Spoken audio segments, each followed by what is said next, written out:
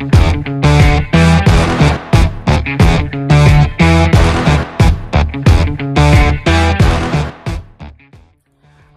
everyone.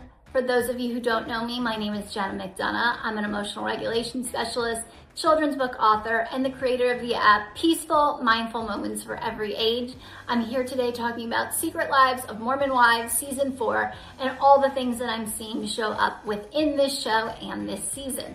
So this will be my last video unless you guys have more that you are noticing and would like me to talk about. And I want to talk about ego state.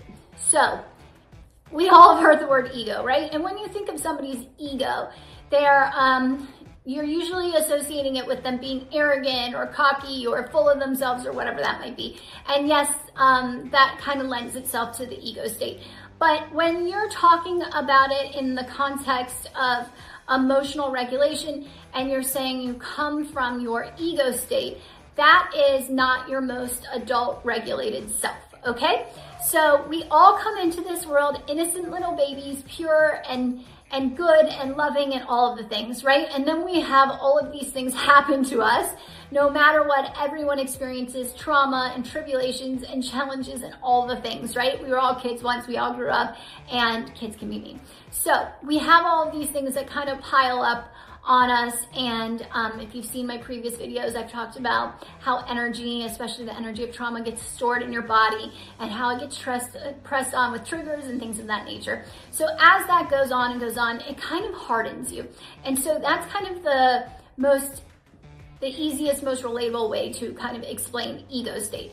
So when you are coming from your ego state, when you're speaking from and acting from your ego state, you're kind of in your protection mode and you're not really being your authentic self.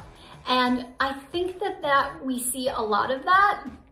We see a lot of it within dad talk as well, where maybe some insecurities around the success of the wives, the girlfriends, whatever, is intimidating. And so when they are speaking to each other, to their spouse or partner, to the other people within their friend group, they're not coming from a regulated place that they necessarily want to be coming from. They're coming from that ego state.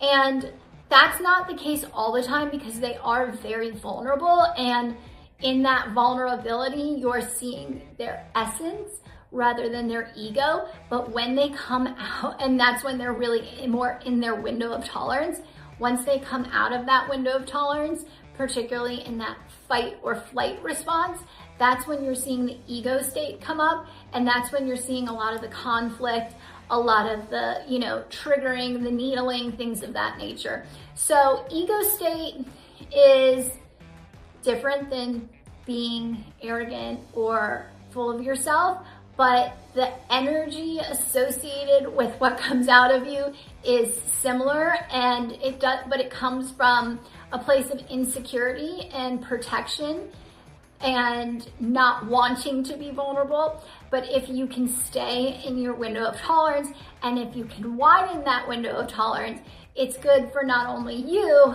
but for everyone around you, because it keeps you out of that ego state more than is necessary. So the thing that I will say, and I have experienced personally, is that when you start to develop these practices to keep you within that window of tolerance, to keep you within emotional regulation, it really truly does affect everyone around you. I spoke about the children in a previous video, and your children and your immediate family, the people who live with you and interact with you on a daily basis, your coworkers, they're the ones who will feel this impact in a positive way first. So something to take into consideration.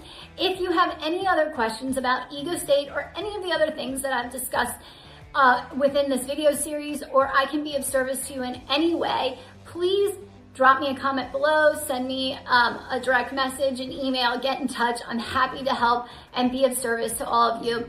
I think what we should all take from this is that everyone is human at the end of the day, and this is what life is.